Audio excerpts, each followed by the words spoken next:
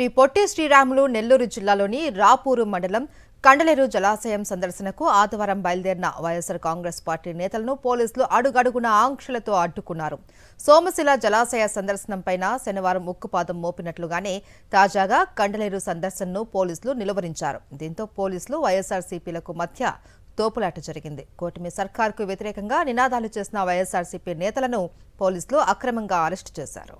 నెల్లూరు జిల్లా ప్రజలు రైతాంగ ప్రయోజనాలను తాకట్టు పెట్టి రాయలసీమ ఎత్తిపోతల పథకాన్ని ముఖ్యమంత్రి చంద్రబాబు నిలిపివేయడాన్ని నిరసిస్తూ వైఎస్ఆర్సీపీ ఉమ్మడి నెల్లూరు జిల్లా అధ్యక్షుడు కాకాని గోవర్ధన్ రెడ్డి నేతృత్వంలో పలువురు నేతలు కండలేరు ప్రాజెక్టుకు ఆదివారం బయలుదేరారు. ఆయనతో పాటు పార్టీ నెల్లూరు రూరల్, వెంకటగిరి, సూలూరుపేట నియోజకవర్గ సమన్వయకర్తలు ఆనం విజయ్ కుమార్ రెడ్డి, నేదురుమల్లి రామ్ కుమార్ రెడ్డి, కిరివేటి సంజీవయ్యను కండలేరు ముఖద్వారం వద్దే పోలీసులు అడ్డుకున్నారు.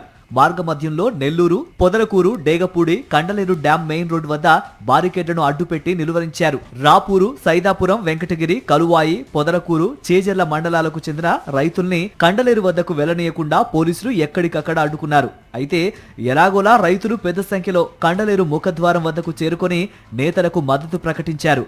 జై జగన్ నినాదాలతో ఆ ప్రాంతాన్ని హోరెత్తించారు.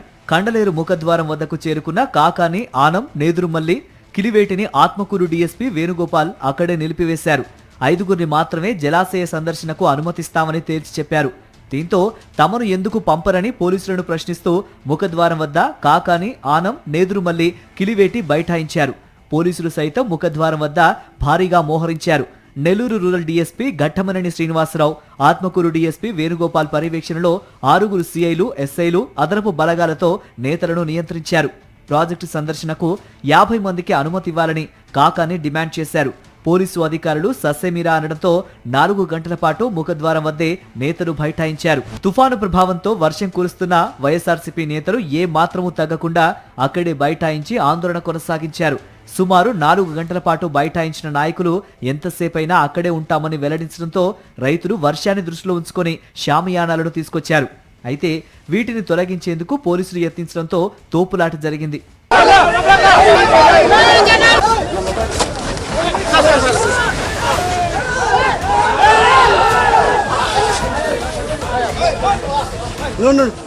సాయంత్రం 3:45 సమయంలో పోలీసులు తీవ్ర ఉద్రిక్త పరిస్థితుల మధ్య కాకాని, ఆనం, నేదురుమల్లి, కిలివేటిని అరెస్టు చేసి రాపూరు పోలీస్ స్టేషన్ కు తరలించారు.